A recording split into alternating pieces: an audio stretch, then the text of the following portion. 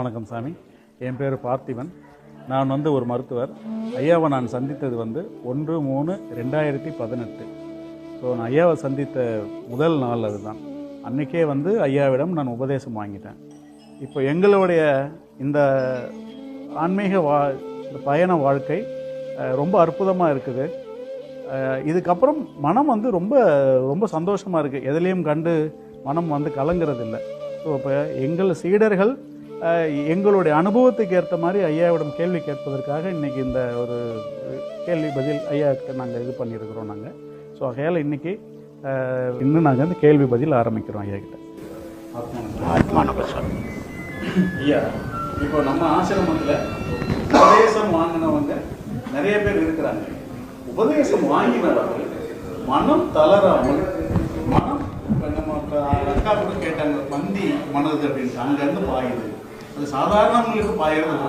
உபதேசம் வாங்கினவங்களுக்கும் அந்த பாடத்தில் உட்கார விடாமல் அந்த மந்திங்கிற மனது பாயாமல் பாடத்திலேயே இருக்கும்போதும் சரி, பாடம் செய்யாத நேரத்திலும் அந்த மனது ஒரே பொருளை ஒரே விஷயத்தை நோக்கி இருக்குது. நீங்கள் கூட பட்டினத்தர் பாட்டு அடிக்கடி சொல்லுவீங்க, ஏத்தொழில் செய்தாலும் ஏதகத்தை பெற்றாலும் மூத்தர் மனம் மனத்தே.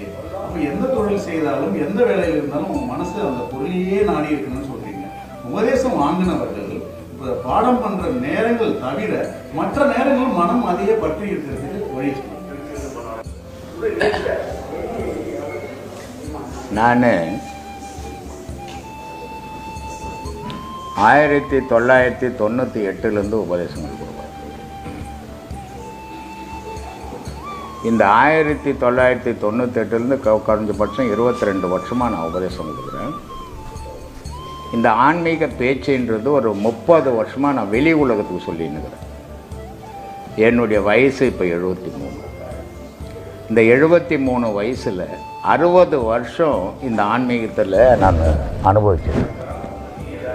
ஆன்மீகம்ன்றது எதுவோ ஒரு குருக்கிட்ட போகணும், உபதேசம் வாங்கிட்டேன் நான் ஆன்மீகவாதிங்க அப்படின்னா அவன் தன்னையே தான் ஏமாற்றிக்கிறான்னு அர்த்தம். ஆன்மீகம்ன்றது குரு சொல்லணும், நீ ஆன்மீகவாதி ஆகிட்ட அப்படின்னு குரு சொல்லணும். அப்போ தான் அவன் ஆன்மீகவாதியாக ஆகியிருக்கிறான்னு அர்த்தம். இந்த 98 உபதேசம் கொடுத்ததில்ல 2008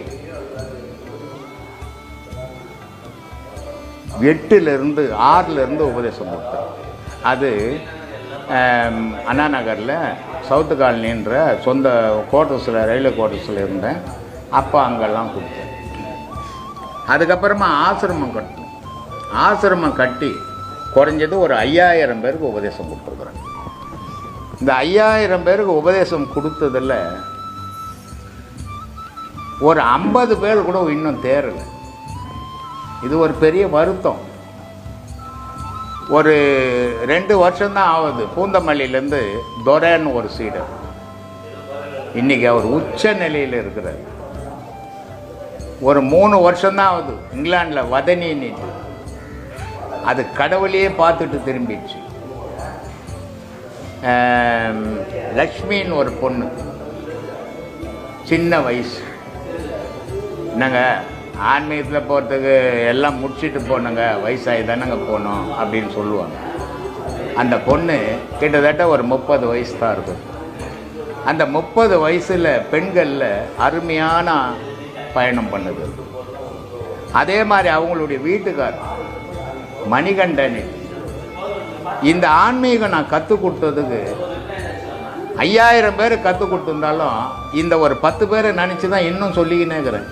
சரி, 5000 பேருக்கு உபதேசம் கொடுத்த ஒரு 10 பேர்னா தேர்னாங்களே அப்படின்ற ஆதனமா. மீதி பேர்லாம் உபதேசம் வாங்கினாங்க. ஆனால் அவங்க வீட்டுக்குள்ளே தான் பார்த்துக்கிறாங்களே தவிர தன்னை பார்க்க முடியல அவங்களால. இது அவங்கள தப்புன்னு நான் சொல்ல முடியாது. ஏன்னு சொன்னால் அவங்கவுங்க ஒவ்வொரு குடும்பத்தில் ஒவ்வொரு விதமாக வாழறாங்க. சில பேர் பொண்டாட்டிக்கு கட்டுப்பட்டு வாழறவங்க உண்டு, சில பேர் பொண்டாட்டியை அடிமைப்படுத்தி வாழறவங்க உண்டு, சில பேர் தாய் தப்பனுக்கு அடிமையாக இருக்கிறது உண்டு, சில பேர் தாய் தப்பனை அடிமையாக்குறது உண்டு, சில பேர் பணத்துக்கு அடிமையாகிறது உண்டு, சில பேர் பணமே கதின்னு வாழறது உண்டு. இந்த மாதிரி வாழறவங்களுக்கு இந்த ஆன்மீகம் வரத்துக்கு வாய்ப்பு கிடையாது. சொல்லிக்கலாம், நான் குருக்கிட்ட போகிறேன், நான் இவ்வளோ நாள் ஆச்சு உபதேசம் வாங்கி அப்படின்னு சொல்லாமல் தவிர, உபதேசம் வாங்கி நீ என்ன அடைஞ்சேன்னா ஒன்றுமே இல்லை, ஜீரோவாக தான் இருக்குது. இதுக்கு காரணம் என்னன்னா மனம் நிக்கல, ஆசைன்ற இது. அதனால தான் சொன்னோம், அருமீன் அருமீன் ஆசை அருமீன் ஈசனுடன் இருப்பினும் ஆசை அருமீன். ஆசை விட விட ஆசை படப்பட ஆய்ந்து வரும் துன்பங்கள், ஆசை விட விட ஆனந்தமாமேனா. அப்போ மனுஷனுடைய ஆசைனா நான் இதை செய்வேன் அதை செய்வேன், இதை சாதிப்பேன் அதை சாதிப்பேன் அப்படின்னு செய்யும்போது அவன் தெய்வீகத்தை விட்டுடுறான். தான் தெய்வீகத்தை விட்டது மட்டும் இல்லை, அவனையே அவன் மறந்துடுறான். அவன் ஒருத்தன் இருக்கிறான்ன்றது அவனுக்கு தெரியல. அப்போ இந்த ஆன்மீகவாதி, நான் ஆன்மீகவாதின்னு சொல்லிக்கிறது பெரிய விஷயம் கிடையாது. யார் ஒன்றாலும் சொல்லி போடலாம். ஒரு நாள் வருஷத்தில் ஒரு நாள் கோயிலுக்கு போகிறவங்க கூட ஆன்மீகவாதின்றோம், அன்னாடம் கோயிலுக்கு போகிறவனும் ஆன்மீகவாதின்றான். ஆனால் உண்மையான ஆன்மீகவாதியான இல்லை, பக்தன் சொல்லிக்கலாம். ஆன்மீகம்ன்றது அப்படி இல்லை. தன்னை யார் ஒருத்தன் ஆராய முடியுதோ, ஆராய வழி தெரிஞ்சுக்கணும், அதிலேயே அவன் ஆராய்ஞ்சிக்கணுக்கிறோனோ அவன் தான் ஆன்மீகவாதி. அந்த வழியெல்லாம் தெரிஞ்சுக்கின்னு நான் அதில் போகவே இல்லாதவன்லாம் ஆன்மீகவாதி ஆக முடியாது. ஆன்மீகவாதின்னு சொல்லிக்கூடாது, ஆனால் சொல்லிக்கிறாங்க. ஏன் இவ்வளோ சொல்கிறேன்னா, இன்னைக்கு 2 வருஷத்தில் வந்த வதனி கடவுள் அம்மையும் அப்பனையும் நேரடியாக பார்த்துட்டு வந்து உட்காந்துங்க இல்லையா. இப்போ ஒரு 1.5 வருஷம் தான் ஆகுது பூந்தமல்லிலேருந்து துரைன்ட்டு. அவர் ஒன்றும் ரோட்டில் பிச்சை எடுத்துன்னுக்கிறவர் இல்லை. எப்பவுமே இந்த ஆன்மீகத்தில் போகிறது ஒரு வழி உண்டு, ஈஸியான வழி. சோத்துக்கு வழியெல்லாம் ஆன்மீகத்தில் போயிடலாம், அவனுக்கு ஒரு பிரச்சனையும் இல்லை. ஆனால் கோடீஸ்வரன் ஆன்மீகத்தில் வரமாட்டான். ஆனால் அந்த கோடீஸ்வரன் ஆன்மீகத்தில் இருக்கிறான். ஆன்மீகத்தில் இருக்கிறது இல்லை. ஒரு ட்ரிப்பு உள்ளே பூந்தான்னா குறைஞ்சது 5 மணி நேரம் ஆகுது அவங்க வெளியே வர்றதுக்கு. இத்தனைக்கு 200 பேர் வேலை செய்கிறாங்க அவங்ககிட்ட. அந்த மாதிரி போகணும் பயணம், அதான் ஆன்மீகம். ஆனால் இதை நம்ம சொன்னோம்னா என்ன சொல்லுவாங்க, இவர் சொல்லிவிடுவார் ஈஸியா, எனக்கு குடும்பங்குது குழந்தைக்குது. தப்பு இல்லை, காப்பாற்று. நீயே இதில் போய் அவதிப்பட்டுங்கிற, அதை தான் தப்புன்றது. மணிகண்டன் அவர் எல்லா இடம் சுற்றிக்கினே இருக்கணும். ஒவ்வொரு ஸ்டேட்டும் போகணும். 3 ஸ்டேட்டு, தமிழ்நாடு, கர்நாடகா, கேரளா, இந்த 3 ஸ்டேட்டும். 3 ஸ்டேட்டும் போகும்போது அங்கங்கே ரூம் எடுக்கும்போது இந்த பாடம் பண்ண முடியல. அதனால் அவர் என்ன பண்ணிட்டார்னா, வேலையை எழுதி கொடுத்துட்டு, அவன் தான் ஆன்மீகவாதி சொல்லு. அப்படி இருக்கணும் ஆன்மீகத்தில். யுவராஜின்னு ஒருத்தர் இருக்கிறான், அவனுடைய மணிகண்டனுடைய ஃப்ரெண்டு. அவன் இன்னைக்கு இருக்கிறதுல நம்மக்கிட்ட உச்ச கட்டத்தில் நல்ல விஷயம், எனக்கு தெரிஞ்சு இவன் சரியான இடத்துல இருக்கிறான்னு தெரிஞ்சுக்கக்கூடிய அளவுக்கு அந்த துரை, வதனி, மணிகண்டன், இது மாதிரி ஒரு 10 பேர் இருக்கிறாங்க சாமி. மீதி பேரெல்லாம் வராங்க, மாதம் மாதம் வர்றாங்க, மாதம் மாதம் இருக்கிறாங்க, போகிறாங்க. ஆனால் அதில் ஒன்றும் சரக்கு இல்லை, அப்படி தான் போகிறாங்க. அது என்னன்னா சொல்லுவாங்க, என் புருஷன் கச்சேரிக்கு போய் வந்தார், நாங்கள் என்ன பாடினான்னு தெரியாது, ஆனால் கச்சேரிக்கு போய் வந்தான்னு சொல்லுவோம். அந்த மாதிரி இங்கே ஏராளமான மாதத்தில் ஒரு 300, 400, 500 பேர் மாதம் மாதம் வராங்க. ஆனால் சரியான பாதையில் போகணும். அதுக்கு தான் இவ்வளோ பேசின்னு இருக்கிறேன். வாழ்க்கை ஒவ்வொரு மனிதனும் சிறப்பாக வாழணும், யாரும் துன்பப்படக்கூடாது. அது எப்படி வாழணும்? கணவனுக்கு மனைவி அடிமையாக இருக்கக்கூடாது, மனைவிக்கு கணவனை அடிமைப்படுத்தக்கூடாது. ஏன்னா இன்னைக்கு உன்னுடைய மனைவிக்கு நீ அடிமையா இருந்தீன்னா நாளைக்கு உன் குழந்தைங்க அவன் மனைவியை அடிமைப்படுத்திடுவோம். அதில் எந்த மாற்றமே கிடையாது. அதுக்கு தான் சொன்ன வாழை அடி வாழை. அப்போ நீ சமத்துவமா இருக்கும்போது உன் குழந்தைங்களை இன்னொரு இடத்துக்கு அனுப்பும் போது அங்க சமத்துவமா இருக்க பழகம். நீ இங்க அடிமையா இருந்தீங்கன்னா, நீ பயந்துக்கின்னு இருந்தீங்கன்னா, நாளைக்கு உன் குழந்தைங்களும் அதே மாதிரி வழிக்கு தான் போகும். அப்போ அப்படியெல்லாம் வாழக்கூடாது. நல்லா சம்பாதிக்கணும், நல்லா சாப்பிடணும். நீ சம்பாதிச்சதுல 10 ரூபாய் ஒருத்தனுக்கு தர்மம் பண்ணணும். ஏன்னா நீ சம்பாதிக்கும் போது பாவத்தில் சம்பாதிச்ச, புண்ணியத்தில் சம்பாதிச்ச, எப்படி ஒன்றா சம்பாதிச்சது. அந்த 10 ரூபாய் கொடுக்கும்போது உன்னுடைய பாவம் அதை விட்டு வெளியே போயிடும். ஆனால் நான் கஷ்டப்பட்டியா, நான் சம்பாதிச்சியா, நான் ஏன் கொடுக்கணும்னு நினைக்கும் போது நீ பணத்தை எவ்வளோ சம்பாதிச்சியோ பாவத்தையும் அவ்வளோ சம்பாதிச்சுக்கிறேன்னு அர்த்தம் இல்லையா? இதை ரொம்ப அழகாக சொல்லுவார். அவர் பேர் என்னப்பா, சாமி வால்மீகி. அவருக்கு தொழில் என்னன்னா, வரவனெல்லாம் மிரட்டி கொள்ளை அடித்து பிடிங்கின்னு போய் வீட்டுக்கு போடுறது. வீட்டுக்கு போடுறது மட்டும் இல்லை, ஊருக்கு மிச்சத்தை ஊருக்கும் கொடுக்குறது. இதுதான் தொழில். அவருக்கு கொடூரமானவன் வால்மீகி. அந்த நேரத்தில் ஒரு 3 முதியவருங்க வராங்க அந்த பக்கம். அவங்களாண்டியும் போய் இவர் பிடுங்குறாரு. பிடுங்கும்போது அவங்க சொல்கிறாங்க, இதெல்லாம் பிடுங்குறியப்பா, பாவம் இல்லையான்னு. அதெல்லாம் ஒரு பாவம் இல்லைங்க. நீ போய் இன்றைக்கி என்ன பண்ணுற, உன் பொண்டாட்டிக்கிட்ட போய் கேளு, நான் இப்படிலாம் கொள்ளை அடித்து சம்பாரிச்சுன்னு வந்தவங்ககிட்ட கொடுத்தேன். ஒரு பெரியவங்க சொன்னாங்க இது பாவம் அப்படின்னு சொன்னாங்க. அப்போ நான் சம்பாரிச்சதெல்லாம் உங்கள்கிட்ட தான் கொடுத்தேன், உனக்கு தானே அந்த பாவம் அப்படின்னு கேட்டார். அப்போ அந்த மனைவி சொல்கிறான், யோ நீ எப்படி சம்பாதிச்ச, எங்கே திருடினேன்னு எனக்கு தெரியாது, உன் கடமை எனக்கு போடணும், போட்டேன், பாவ புண்ணியம் 2 முன்ன சேரும், எனக்கு கிடையாதுன்ட்டான். இந்த ஆளுக்கு அதிர்ச்சி ஆகி போச்சு. என்னடா ஊரெல்லாம் கொள்ளை அடிச்சு வந்து போட்டோம், நம்ம பொண்டாட்டி நல்லா சாப்பிட்டுட்டு இதுக்கு பாவம் புண்ணியமும் எனக்கு கிடையாது, உனக்கு தாண்டான்னு சொல்லிட்டா. அப்போ இந்த பாவ புண்ணியத்தை சுமூகத்துக்காக பொண்டாட்டி கற்று போய் போட்டோம் அப்படின்னு யோசிக்க ஆரம்பிச்சிட்டோம். போய் யோசித்து உட்காந்துக்கிறான். மறுநாள் வந்தார், அதே சாமியாருங்க வந்தாங்க. கேட்குறாரு, சாமி பொண்டாட்டி கேட்டேன், எனக்கும் இதுக்கு பாவத்துக்கு புண்ணியத்துக்கும் சம்மந்தம் கிடையாது, எல்லா பாவ புண்ணியமும் உன்னதாண்டா சார், நீ தாண்டா கொள்ளச்ச, எவங்கிட்ட கொலை பண்ணி எடுத்துன்னு வந்து எனக்கு தெரியாது, உன் கடமை எனக்கு போடணும், போட்டாதான் அப்படின்னு சொல்கிறாங்க சாமின்னு. சரி ஊருக்கெல்லாம் கொடுத்தியாப்பா? ஆமாம் கொடுத்தேன் சாமி. ஊரில் போய் கேளு, இன்னைக்கு இவ்வளோ பேருக்கு போட்டுக்கிறேன், இந்த பாவ புண்ணியெல்லாம் உங்களுக்கு தானே அப்படின்னும் போது ஊரில் போய் கேட்குறாரு. ஊரில் போய் கேட்கும்போது ஊர் மக்கள் சொல்லுது, டே பேமானி, நீ எப்படி எடுத்துன்னு வந்தேன்னு எனக்கு தெரியுமா, உனக்கு முடியாத துண்ண முடியாத எனக்கு கொடுத்த, நான் சாப்பிட்டேன், அதனுடைய பலன்லாம் உனக்கு தான்டா அப்படின்ட்டான். என்னடா பொண்டாட்டி கட்டின பொண்டாட்டி இப்படி சொல்லிட்டா, ஊர் மக்களும் இப்படி சொல்லிட்டான், இப்போ நம்ம என்ன செய்யறதுன்ட்டு போய் உட்காந்து திருப்பி வருத்தமாக உட்காந்துங்கிறாரு. அதே மாதிரி 3வது நாளும் வராங்க. என்னப்பா கேட்டியாப்பா? இல்லை சாமி சம்மந்தமே இல்லைன்றாங்க, எல்லா பாவமும் நான் தான் செய்துக்கிறேன், இந்த பாவம் தீர என்ன சாமி வழி? இன்னொருத்தர் சொல்கிறாரு, ஒன்றும் இல்லை, ஏதோ தெரிஞ்சு பாரு மாமரம், இந்த மாமரத்தை பார்த்து மாமரம் மாமரம் சொல்லு அப்படின்னா. இந்த ஆள் கேட்கணும் இல்லை, இப்போ என்கிட்ட கேள்வி கேட்குறீங்களா, இந்த உபதேசம் கொடுக்குறேன், இது என்ன பண்ணணும், நான் என் பொண்டாட்டிக்கிட்ட எப்படி சொல்லணும் அப்படின்லாம் கேட்குறீங்கள. அவர் கேட்கல. ஏன்னா அதனால தான் நான் அடிக்கடி சொல்லுவேன், ஞானத்தில் முழுமை பெறுவேன், முட்டாள்தனமும் முரட்டுத்தனமும் இருக்கணும், அறிவாளித்தனமாக கடவுள் இருக்குதா இல்லையா, குரு சொன்ன சரியா தப்பான்னு யோசிக்க ஆரம்பிச்சான்னா அவன் போக முடியாது அப்படின்னு. அப்போ அவர் கேட்டுருக்கணும், என்னையா என் பாவம் போனன்ற, மாமரத்தை காட்டி மாமரம் மாமரம் சொல்லணும் கேட்கணும் இல்லை, கேட்கல. மாமரம் மாமரம் மாமரம்னு ஒரு கட்சியில் ராமா ராமா ராமா ராமான்னு வால்மீகி ராமாயணம் எழுதலாம். அப்போது குருவனுடைய சொல் தவறக்கூடாது. தவறுனா அவன் சீடன் இல்லை, ஏதோ ஒப்புக்கு சீட மாதிரி இருக்கிறான்னு அர்த்தம். அப்படி வாழணும் சாமியா. அதெல்லாம் வந்து ஆரம்பத்தில் அவங்களுக்கு பாடம் கொடுக்கறதுக்கு முன்னாடி உங்களுக்கு என்ன பிரச்சனை இருக்கா, ஏதாவது உடலில் ஏதாவது பிரச்சனை இருக்கா, அதெல்லாம் கேட்கணுமா, கேட்டு கொடுத்தா நல்லா இருக்குமா? வைத்தியம் படிக்கலை நாம் தெரிஞ்சுக்கிறது வெறும் ஆன்மீகம்.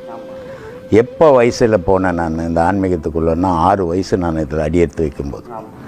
அந்த 6 வயசில் எனக்கு என்ன தோணுச்சு, முட்டாள்தனமான கடவுள் பக்தி தோணுச்சு. கடவுள் இருக்குதா இல்லையா, பொய் சொல்கிறாங்களா கோயிலெல்லாம் கட்டி வச்சுட்டு அப்படின்ற கேள்விகள் தான் எனக்கு எழுந்தது. ஆனால் எனக்கு அந்த வயசில் கேள்விகள் எழுந்து அதை ஆராய ஆரம்பித்தேன். இது இருக்குதா இல்லையா, உண்மையா பொய்யா அப்படின்னு இதை ஆராயும் போது என்ன போச்சுன்னா, என்னுடைய வாழ்க்கையை பற்றி நான் யோசிக்கல. ஏதோ போகிறோம் வரோம், ஒரு வேலை செய்கிறோம், ஏதோ சாப்பிட்றோம் போகிறோம், ஆனால் எனக்கு முழுக்க முழுக்க அது மேலேயே அந்த எண்ணங்கள் இருந்தது. இதை ஆராய்ஞ்சி ஆராய்ஞ்சி அது இருக்குதா இல்லையான்றதை ஊர்ஜிதப்படுத்திக்கினேன், இருக்குது அப்படின்ட்டு. அன்னைக்கு வந்து நான் கேள்வி கேட்டுக்குன்னு தெரிஞ்சேன், கடவுள் இருக்குதா இல்லையா அப்படின்ட்டு. ஆனால் இன்றைக்கி பல கோடி பேருக்கு பதிலாக இருக்கிறேன் நான். அப்போது எனக்கு தெரிஞ்சது ஆன்மீகம் மட்டும்தான், கடவுள் வழிபாடு மட்டும்தான். உன் உடல் உபாதிகளாக நான் பொறுப்பு இல்லை.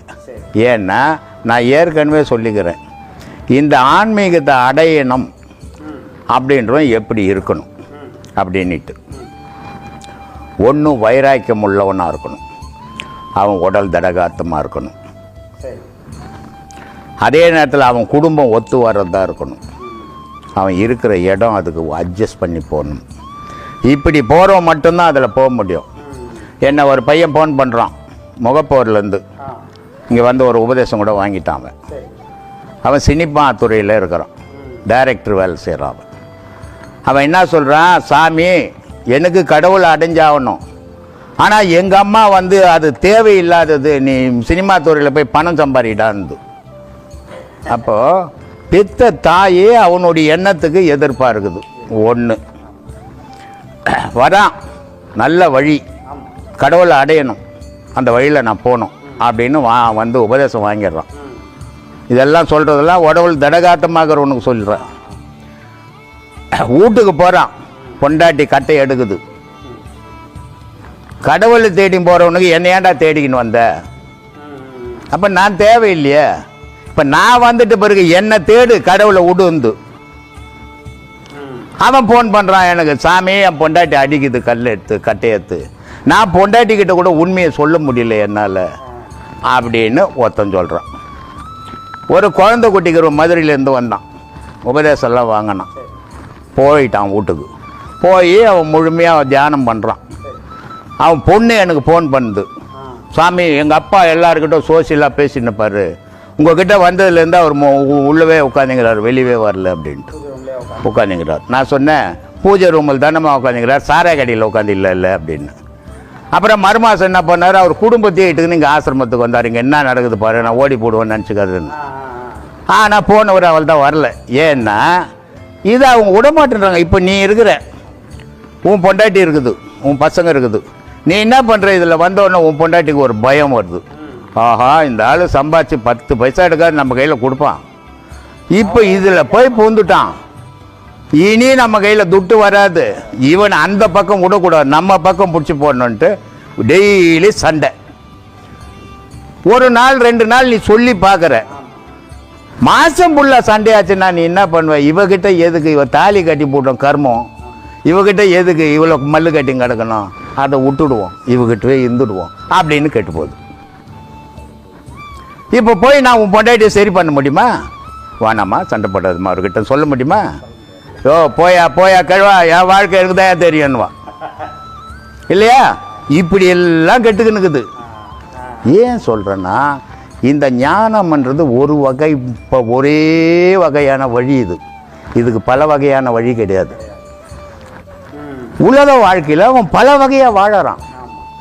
அப்போ இந்த ஒரு வகையில் போகிறதுக்கு அவனுக்கு ஒத்து வரல. எத்தனை பேர் உபதேசம் வாங்கி தான் வீட்டுக்கு தெரியாத வரான் தெரியுமா? இங்கே தெரிஞ்சா விபரீதமாக. ஏன்னா முன்காலத்திலலாம் என்ன பண்ணிட்டான்னா, இந்த வழியிலெல்லாம் போனால் காட்டுக்கு போடுவாங்கோ அப்படின்னு பயமுறுத்தி வச்சாங்க. அதை இப்போ பிடிச்சின்னு தெரியுறாங்க. எவன் போவான் காட்டுக்கு? பொண்டாட்டியை விட்டுட்டு போவானா? ஏதோ ஒன்றா இழப்பான், பொண்டாட்டி இழப்பானா? இழக்கவே மாட்டான். ஆனால் அந்த பயமாகப்பட்டது இன்னும் சொல்லின்னு தெரியுறான்.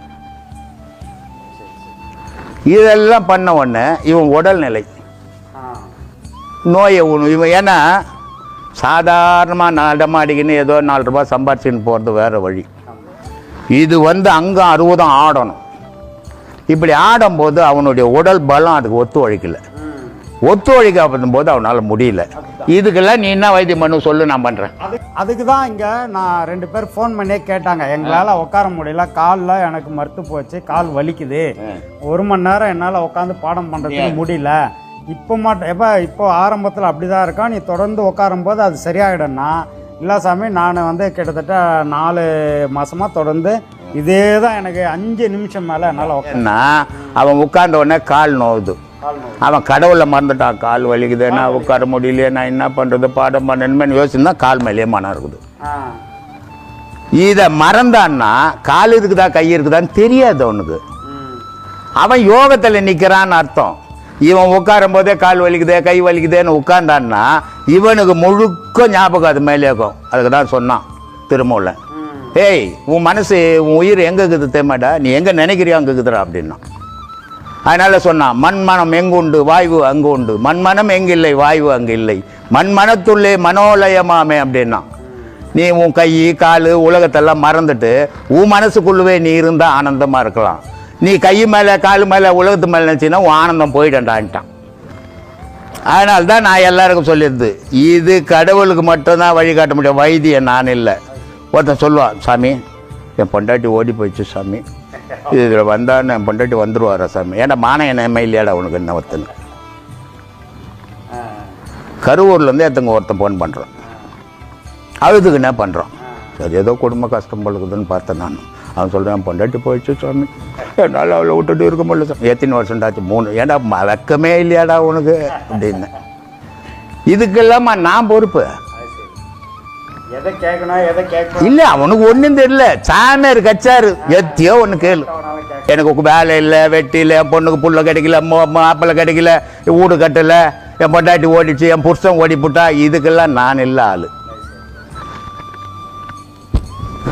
அதெல்லாம் நீ பார்த்துக்கோ. நான் ஏற்கனவே சொல்லிக்கிறேன், உடல் விஷயத்தை வைத்தியர்கிட்ட போய் பார்த்துக்கோ, கடவுள் விஷயத்தை என்ன கேளு சொல்கிறேன். நல்லா இருக்காங்க திடகாத்திரமா. ஏன்பா திடகாத்தமாக்குறேன்னா உள்ள திடகாத்தமாக்குற நாட்டுமா? இந்த அமாவாசை போன தேன் கூண்டு பாரு எத்தனை பேர் இருக்கிறான் தெரியுமா? தேன் கூண்டு அமாவாசைக்கு முன்ன பார்த்தா தலைன்னு இருக்கும். அந்த 15 நாள் அது வெளியே போய் பூ மகரந்தம் எடுக்க முடியாது, மொத்தம் குச்சி போட்டு காலி கூடு இருக்கும். அது மாதிரி மொத்தத்தை தானம் பண்ணிட்டு ஒரு கூடு வச்சு சுற்றின்னு இருக்கிறவன் எவ்வளோ பேர் இருக்கிறான். நல்லா உடம்பு நல்லா இல்லாத மட்டும் செய்யலைன்னு நினச்சிக்காது. உடல் நல்லா இருக்குது, நிறைய டைம் இருக்குது.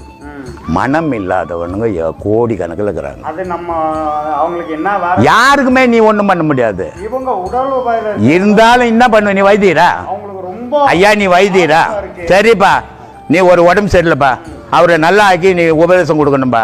நீ இட்டுன்னு போன 2 லட்ச ரூபா கொடுக்குறியா? பின்ன உனக்கு எதுக்கு இந்த வீணு வேலை? அவன் கேட்பான். ஒருத்தன் உட்காந்து டீ சாப்பிட்டுக்கினே இருந்தான், ஒருத்தன் டீ சாப்பிட்டுக்கினே இருந்தான் உட்காந்துக்கின்னு. ஒருத்தன் வந்தான், சாமி எனக்கு வீசிங்கு, உங்களாந்து வந்தா போயிடுமாண்ணா, இந்த பக்கமே வராத என்ன. அதே வீசிங்க சரவண வீசிங்கில் சுத்திங்கிறாரு இப்போ இல்லையா? இது அவன் கேட்டுக்குன்னு அதுக்காகவே வர உண்டு, அவனை சேர்க்கவே கூடாது. கடவுளை தேடி வரவனுக்கு நீ கஷ்டப்படு, அவன் கூட தப்பு இல்லை. ஆனால் இது காரணத்துக்கு அந்த காரணத்துக்கு வரவனே இங்கே சேர்த்துக்கிறது வேஸ்ட்டு. அதனால தான் சொன்னான், பிழைப்பதற்கு வழி சொன்னால் கேட்க மாட்டான், பெண்டாட்டி மனங்குளிர பேசும் மாடுன்னு தான் சொன்னான். மாடு நான் மனுஷன் சொல்லல, இவன் மனுஷன் மாதிரி சுற்றிங்கிறான். இவன் சம்பாரிச்சின்னு போய் கிருஷ்ணமூர்த்தி எடுத்து போய் சாம்லா கிட்ட கொடுத்துட்டா சாம்லா சொல்ற மாதிரி உலகத்தில் என் கனவா உன்ன மாதிரி கனவுனே இல்லையா? ஏன்னா மொத்தத்தையும் கொடுத்துட்டு நின்னுங்கிறான் பர்தேசி மாதிரி. அதனால அப்படி இருந்தா நல்ல கனவன். நீ எவ்வளவு தான் போய் அவனுக்கு சொன்ன கூட அவன் கேட்க மாட்டான். அதனால சொல்றான், பிழைப்பதற்கு வழி சொன்னால் கேட்க மாட்டான், பெண்டாட்டி மனங்குளிர பேசும் மாடு. உன்ன மாதிரி கணவனே இல்லைன்னா அவன் உடம்பே அதுக்காக எடுத்தானான். பிழைப்பதற்கு வழி சொன்னால் கேட்க மாட்டானா? டேய் இது இல்லடா உள்ளது, அது பிழைக்கணும், அதுக்கு வழி சொல்றேன் கேள்றேன்னா கேட்க மாட்டானா. அவன் சொல்றான், இப்படிப்பட்டவர் சேர்த்தால் தேட்டம் தேட்டம். அழப்பா இந்த மாதிரி சீடர்களை சேர்த்துக்காத, ஆசிரமத்துக்கு ஆபத்துன்றான். அவனே அப்பவே சொல்லிட்டான். ஏன்னா அவனால முடியாது, அவன் என்ன பண்ணுவான்? அதனால வேஸ்ட்டு. சொல்ல வேண்டியது என் கடமை, செய்தா செய்யலாம் போடான்ட்டு போயின்னு இருப்பேன். நான் எவனை பற்றி நான் கவலைப்படுறதே கிடையாது. நான் ஏன் கவலைப்படணும்? அவனை பற்றி அவன் கவலைப்படணும். அவனே கவலைப்படணும், நான் ஏன் கவலைப்படணும்? ஆனால் அவனுக்கு கண்ணில் கண்டது காட்சி, அவன் செய்யறது அவனுக்கு சரி போட்டுமே, நமக்கு என்ன போச்சு?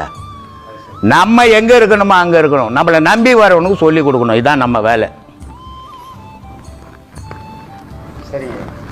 ரொம்ப சந்தோஷம் சாமி. முன்னெல்லாம் கடவுளுக்கு ஆடு மாடு கோழி இதையெல்லாம் நம்ம பலியிட்டு படையல் போட்டோம். சரி. இப்ப சுண்டல் கொழுக்கட்டை இதெல்லாம் வச்சு பண்றோமே. சரி. இது எந்த மாற்றம்? எதனால இப்படி? ஒரு மாற்றம் இல்ல, கவர்மெண்ட் மாற்றம். கோயில் அந்த ஆடு வெட்டினா ஒன்னு புடிச்சு போய் உள்ள போட்டுருவான். இப்போ அப்போ யாரும் கேட்பாரு மேய்ப்பாரு இல்ல. ஆனா ஆடு கோழி மாடு இதெல்லாம் கடவுள் கேட்டதே கிடையாது. இவன் ருசிக்காக கடவுள் பேர் சொல்லி வெட்டி சாப்பிட்டுங்கிறான். கடவுள் என்ன சொல்றாரு? உன் உடல்ல நான் எப்படி இருக்கிறோம் எல்லா உடல்லையும் அப்படிதான் இருக்கிறேன். உன்னை நீ எப்படி நினைக்கிற எல்லா உயிரினங்களையும் அப்படி நீ கடவுளுக்கு சமமானவன் கடவுள் சொல்றாரு.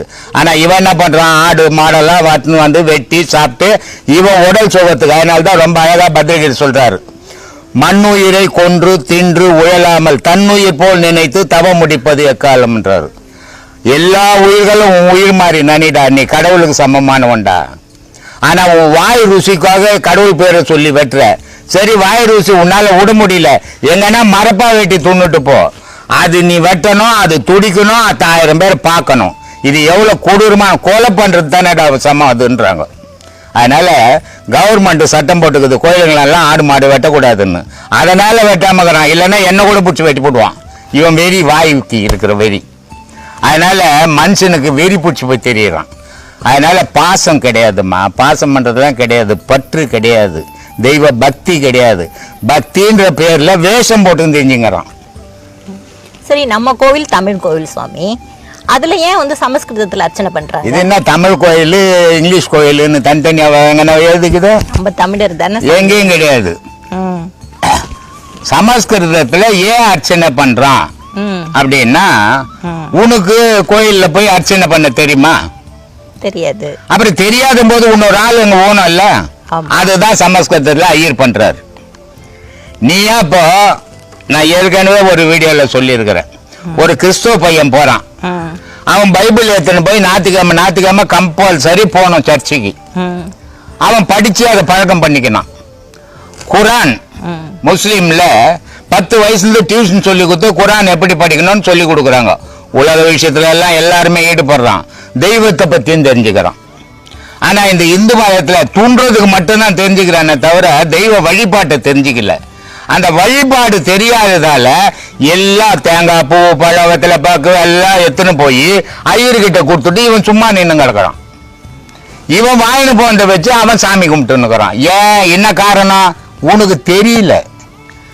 உலகமே வாழ்க்கைன்னு வாழ்ந்தே தவிர கடவுள்னு ஒண்ணு இருக்குது, அதை பத்தி தெரிஞ்சுக்கணும்னு இளமையில இருந்து யாரும் உன் தாய் தாப்பனும் சொல்லி கொடுக்கல, நீ உன் பிள்ளைங்களுக்கும் சொல்லி கொடுக்கல.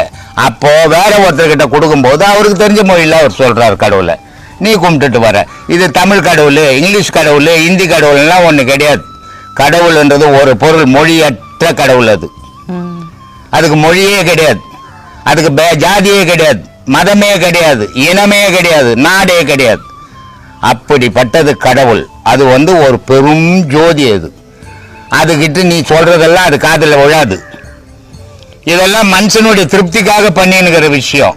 அதனால ஒவ்வொருத்தரும் இளமையில ஒரு சஷ்டி சொல்லி கொடுங்க, ஒரு கண்டர அனுபூதி சொல்லி கொடுங்க, ஒரு அகவல் சொல்லி கொடுங்க. அப்பதானே குழந்தைங்க நேரா போய் சாமி கும்பிடும். நீ உங்களுக்கே தெரியாதுன்னா உங்க குழந்தைங்களுக்கு எங்க தெரியுது? அதனால முண்டமாவே போயிடுச்சு. அது சொல்லுமா சுவாமி, சில தமிழர்களை கோவிலுக்குள்ள அனுமதிக்காத நிலையில சுவாமியை நம்புவது எந்த அளவுக்கு சாத்தியம்? எந்த தமிழர்களை கோயில் அனுமதிக்கல? ஒரு குறிப்பிட்ட பிரிவினர் வந்து ஒரு குறிப்பிட்ட பிரிவினரை கோவிலுக்குள்ள வரக்கூடாதுன்னு சொல்றாங்க. அனுமதிக்காதவும் மனுஷனே கிடையாது. மனுஷனை தெய்வ வழிபாடுன்றது எல்லா மனிதனும் வழிபடணும். கடவுள்ன்றது இப்பதான் சொன்ன ஜாதிக்கு அப்பாற்பட்டது. அது ஜாதியை வச்சுக்கின்னு மதத்தை வச்சுக்கின்னு நீ வழிபடாத அப்படின்னு சொல்ற போது தான் மதம் மாற்றம் நடக்கிறதுக்கு காரணமே இதுதான், அடிப்படை பேஸே இதுதான். ஏன்னா மனுஷனுடைய வாழ்க்கையில மரியாதை முக்கியம். அந்த மரியாதை எங்க கிடைக்குதோ அங்க போயிடலாம். அது எந்த மதமா இருந்தாலும், கடவுள் இருக்குதா இல்லையாத அப்புறம் மொத்தத்துல மனுஷனுக்கு மரியாதை வேணும். இங்க வந்து இவன் வரக்கூடாது, கோயில் உள்ள அவன் வரக்கூடாது, அந்த தெருவுக்கு போக கூடாதுன்னும் போது தான் மதம் மாற்றம் நடக்குது. ஆனால் மனுஷன் எல்லாருக்கும் உரிமை உண்டு தெய்வத்தை வழிபடும். இதை யாரு நீ வழிபடாத நீ வராதன்னு சொல்றது உரிமையே கிடையாது. ஜாதி மதம்ன்றது உன் குடும்பத்துக்குள்ள வச்சுக்கணுமே தவிர ஊருக்குள்ள காட்டக்கூடாது. இதுவே பெரிய தவறு. இந்து மதத்தினுடைய அழிவுக்கு அடிப்படையே காரணம் இந்த ஜாதி மத வேற்றுப்பாடு தான். உயர்ந்தவன் தாழ்ந்தவன், கடவுளை வழிபடுற யார் உயர்ந்தவன், யார் மனசு சுத்தமாகுதோ அவன் தான் உயர்ந்தவனை தவிர அந்த ஊர்ல பதவியில் இருக்கிறதால அவன் உயர்ந்தவன் கிடையாது. மனம் யாருக்கு சுத்தமாகுதோ அவன் தான் உயர்ந்தவன். அதனால இந்த எஸ்சியை வரக்கூடாது, இருளரை வரக்கூடாது அப்படின்றது வந்து பெரிய தவறு. முன்ன அவன் கடவுளை பத்தி அறியலன்னு அர்த்தம். ஏன்னா மனித இனம் கடவுள்னு ஒண்ணு அவனுக்குள்ள இல்லைன்னா அவனே இருக்க மாட்டான். கோயில்ல வந்து சாமி கும்பிடாதன்னு சொன்னானே, அவனுக்குள்ள கடவுள் இல்லைன்னா அவனே இருக்க மாட்டான். கடவுளை கும்பிடுறதுக்கு யாருக்குமே தடை கிடையாது, தடை போடவும் கூடாது. எல்லா மனிதரும் எல்லா இடத்துலயும் ஒண்ணு கூட்டி அன்பு கடவுள். அப்போ அங்க ஆணவத்தை காட்டும் போது அன்பு எங்கிருந்து இருக்கும்? அதனால அன்பு தான் ஆண்டவங்கிட்ட காட்டணுமே தவிர ஆரவாரத்தையோ ஆணவத்தையோ காட்டக்கூடாது. ஜாதி மதமே கிடையாது. கடவுள் எந்த ஜாதி, கடவுள் எந்த மதம், கடவுள் எந்த மொழி, எவனையாவது சொல்லுங்க பார்க்கலாம், முடியுமா? அப்படிப்பட்ட பொருளை எல்லாரும் வழிபடணும். ஜாதி மதம்ன்றது உன் குடும்பத்துக்குள்ள வச்சுக்கோ, தப்பு இல்லை. ஆனா ரோட்ல இருந்து வந்து காட்டக்கூடாது, அது தப்பு. ஏன்னா எல்லா இனத்தோடும் வாழறது தான் நாடு, எல்லா இனத்தோட வழிபடுறது தான் தெய்வம். அந்த மாதிரியான மனப்பக்கம் இல்லாத மனித இனத்திலேயே சேர்க்கை இல்லாதவன்னு எனக்கு நம்பிக்கைமா. சுவாமி, ரகசிய காணிக்கைகள் செலுத்துறாங்க, அதன் உள்நோக்கம் என்ன? நான் முதல்ல போய் சாமியை பார்க்கணுன்றதுக்காக போறது. இப்போ நீ 10 ரூபாய் கொடுப்ப, நீ லைன்ல நிக்கணும். நான் ரகசியமா போய் ஒரு 1000 ரூபாய் கொடுப்பேன், என்ன முதல்ல ஐட்டம் நிக்க வைப்பாங்க. ஆனா சாமி அப்படிலாம் வர சொல்லல. மனுஷன் பண்ணிங்கிற வேலை இதெல்லாம். கடவுள்கிட்ட அந்த வேற்றுமையே கிடையாது. எல்லாரும் எங்கிருந்து ஒன்னாலும் கும்பிடலாம். கோவிலுக்கு போய் தான் கடவுளை கும்பிடணும்னு அவசியமே கிடையாது. அவன் நின்ன இடத்துலயே கடவுளை கும்பிட முடியும். வழி தெரிஞ்சவன். வழி தெரியாத பக்தியில் இருக்கிறவன் கோயிலுக்கு போய் வழிபடணும். அந்த கோவிலுக்கு போறதுக்கு யாருக்குமே தடை இருக்கக்கூடாது. இருந்தாலும் அது தவறு தான். எல்லா மனிதரும் வழிபட வேண்டிய இடம், எல்லா மனிதரும் ஒன்று சேர வேண்டிய இடம் தெய்வத்தாண்ட. அங்க வந்து ஜாதி மதம் இனம் எல்லாம் காட்டக்கூடாது. அதுக்கு நான் ஏத்துக்கிறது இல்லை. சுவாமி, மதவாதத்துக்கும் இனவாதத்துக்கும் என்ன வித்தியாசம்? மதம்ன்றது மொத்தமா சேர்ந்தது, இனம்ன்றது தனித்து சேர்ந்தது. இப்ப இனம்ன்றது ஒரு ஊருக்குள்ள ஒரு இனம் இருக்கும், இன்னொரு ஊருக்குள்ள இன்னொரு இனம் மெஜாரிட்டியா இருக்கும். ஆனா மதம்ன்றது இந்தியா முழுதும் ஒரே மதம். அதனால மதவாதம் வேற. இப்ப கிறிஸ்துவ மதம், இந்து மதம், 2 மதங்குது. முஸ்லிம் மதம், இந்து கிறிஸ்துவ மதங்குது. இதெல்லாம் மோதுறது மதவாதங்கள். ஆனா இனவாதம், உன் ஜாதி உயர்ந்தது, என் ஜாதி உயர்ந்தது அப்படின்னு ஜாதியக்கு பேசிக்கிறது இனவாதம். ராமாயண காலத்துல இலங்கையில தமிழர்கள் அல்லாத இனம் இருந்ததா ஏதாவது குறிப்பு இருக்கா சுவாமி? ராமாயணன்ற ஒரு குறிப்பே கிடையாதுமா. எல்லாமே எழுதப்பட்ட கதைகள் தான், நிஜம் எதுவும் கிடையாது. ஏன்னா குரங்கு போய் போர்க்காலத்தில் நிற்க முடியாது இல்லையா? அப்போ ராமர் கூட இருந்ததெல்லாம் பெருவாரி குரங்குங்க தான். அப்ப குரங்கு மனுஷனா இருந்திருக்கணும், இல்ல மனுஷன் குரங்கா இருந்திருக்கணும். அது எதுவா இருந்தது சொல்லு? குரங்கா தான் இருந்தது. அப்ப குரங்கா இருந்தா ஒரு நாட்டு மன்னங்கிட்ட போய் சண்டை போட முடியுமா? முடியாது. ஆனா போட்டுத ராமாயணம் சொல்லுது. அதனால அந்த மாதிரி கற்பனை கதைக்கெல்லாம் போக கூடாது. இப்ப அன்னைக்கு சரி ஜாதி இனமே இருந்தது, என்ன பண்ண போற? இப்போ ஒன்னும் பண்ண போறது இல்லை. சரி இல்ல, இப்ப என்ன பண்ண போற? எடுத்து போய் சேர்க்க முடியுமா? அதுவும் இல்லை. அது எதுக்கு தேவையற்ற விஷயம். வந்து நம்ம பூஜை பண்ணும்போது எப்பவுமே நமக்கு அந்த லக்ஷ்மி கடாட்சம் இருக்கணும் அப்படின்றதுக்காக நிறைய பேர் நிறைய விஷயங்கள்லாம் பண்ணிட்டு இருக்காங்க. அப்படிலாம் பண்றதுனால நம்ம வீட்டுல ஒரு லட்சுமி கடாட்சமும் வராது. துட்டுக்கிற வரைக்கும் லட்சுமி கடாட்சம் உங்ககிட்ட. உன்னை விட்டு துட்டு போச்சுன்னா பிச்சை கடாட்சம் தான். அதனால நீ பூஜை பண்ணி துட்டு வரதா நான் கூட பூஜை பண்ணிட்டோமா? பூஜை பண்ணிலாம் துட்டு வராது. உன் விதிப்படி வருது உனக்கு. அதை பயன்படுத்தி நல்லதுக்கு யூஸ் பண்ணிக்கோ. ஆனா இதெல்லாம் பண்ணி வருதுன்னா எல்லாரும் பண்ணி பணக்காரன் ஆயிடுவானே, ஏன் பிச்சைக்காரன் இருக்க மாட்டானே ஊர்ல? அதனால இதெல்லாம் கற்பனை. இந்த கற்பனை எல்லாம் நம்ம பேசக்கூடாது, நிஜம் மட்டும் தான் பேசணும். அப்ப எல்லாமே இவ்வளவு வந்து பாசிட்டிவாவும் ஸ்போர்ட்டிவாவும் ரொம்ப யதார்த்தமா வந்து சொல்லிட்டே இருக்கீங்க நீங்க. ஆனா சொல்ற ஒரு விஷயமும் உண்மை அப்படின்றது வந்து கேட்கும் போதெல்லாம் வந்து புரியுது. இப்ப ஆனா வந்து பெண்கள் பாத்தீங்கன்னா எங்களுக்கு மட்டும் ஒரே ஒரு விஷயத்துல மட்டும் ஒரு குறைபாடு இருக்கும். என்ன அப்படின்னா எல்லா நாட்களையும் நாங்க வந்து சாமி கும்பிட முடியாது அப்படின்ற ஒரு நிலை. இது எங்களுக்கு கிடைத்த வரமா இல்ல இது? அந்த எல்லா நாட்கள்லயும் சாமி கும்பிடுறா மாதிரி இருந்தா வாரிசுன்றது ஒண்ணு இருக்காது. அதை புரிஞ்சுக்கணும் நீங்க முதல்ல. ஆனா இப்ப ஆனால் எல்லா நாட்களும் சாமி கும்பிடுற நாள் வரும் உங்களுக்கு. அந்த நாள்ல எல்லா நாட்களையும் கும்பிடலாம். ஆனா இப்போ இந்த கிறிஸ்துவ மதத்துல எடுத்துக்கிட்டீங்கன்னா எப்பனாலுமே பரவாயில்ல. அது வேற, நம்ம மதம் வேற. இது ஒழுக்கம்ன்றது இப்படிதான் இருக்கணும்னு வச்சுக்குது. அது வந்து வேற கதை. நம்ம கதைகளுக்கு ஒத்து வராது, இதுக்கு அதுக்கு ஒத்து வராது. அப்ப இந்த பிரின்சிபல் மட்டும் எங்களுக்கு வந்து பொருந்தும். இல்லம்மா, இப்போ நிறைய பேர் ரோட்டில் வருவாங்க, 3 நாள் ஆயிருக்கும் குளிச்சு, நல்லா சென்ட்டு போட்டுக்கின்னு வருவாங்க. அதனால சுத்தம்னு அர்த்தமா? அந்த மாதிரி இருக்கக்கூடாது. பெண்கள் என்றது சுத்தமாக இருக்கணும். ஏன்னா அந்த பெண்களுடைய வயிற்றுல தங்குற அழுக்கு தான் அந்த தீட்டு. அந்த தீட்டு அசுத்தமானது. அது அந்த அசுத்தமான தீட்டை சுத்தத்தில் எடுத்து வைப்பியா சொல்லு?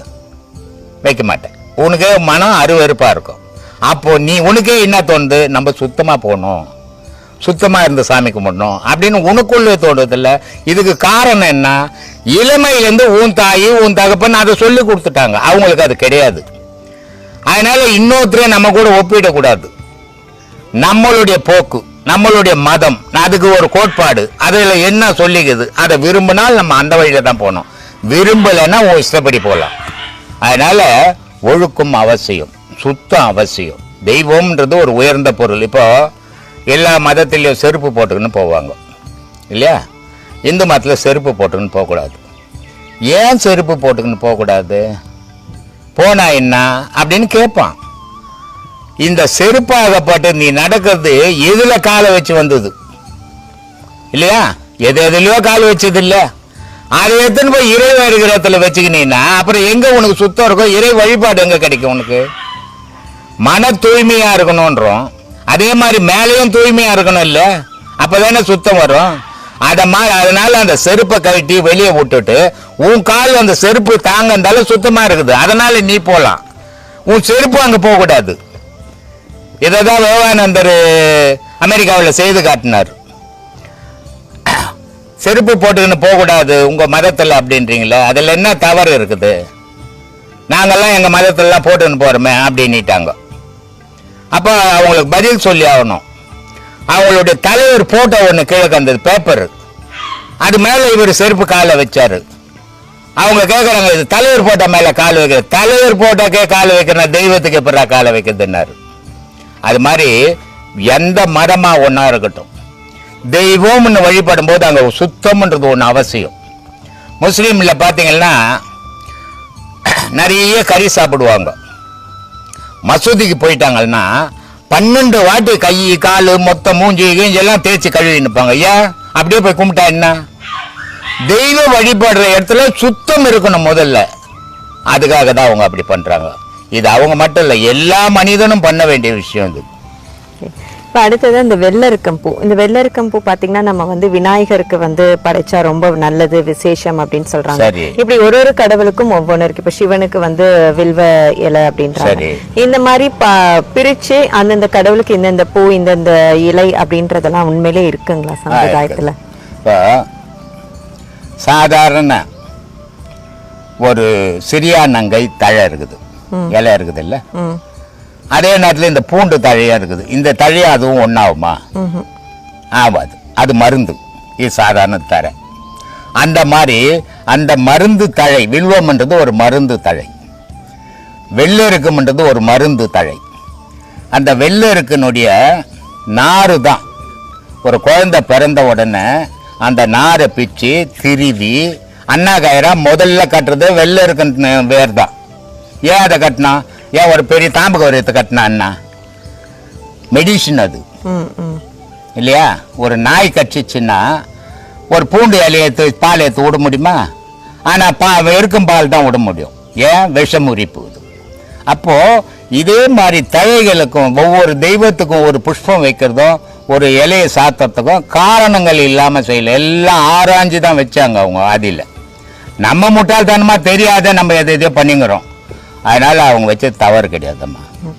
இப்ப அதே மாதிரி இந்த வெள்ளரிக்கம்பூ வேர் நம்ம வாசல்ல வைக்கணும், வச்சா நல்லது அப்படின்றாங்க. காத்து கருப்பு வராது அப்படின்றதுக்காக வெய்யேன்னுவாங்க. அப்ப இந்த காத்து கருப்பு இதெல்லாம் இருக்கா? காத்து கருப்புன்னு உன் மனசுல தான் இருக்குது. இப்ப நீ வெள்ளை இருக்க வச்சுட்டு உடனே நீ என்ன நினைச்சிரு, உன் மனசு என்ன நினைச்சுக்கிச்சே, வேறு வச்சுட்டா பேய் வராது. அப்ப பேயின்றது உன் மனசுக்குள்ளதாங்க, வெளியே பேயே கிடையாது. பேயின்றது ஒரு பயம், வெளியே எந்த பேயும் கிடையாது. இப்போ ஒரு தைரியமானவன் ராத்திரிக்கெல்லாம் சுடுகாட்டுல ஊரெல்லாம் திருடிட்டு ராத்திரிக்கு போய் சுடுகாட்டுல பத்துக்கிறான்.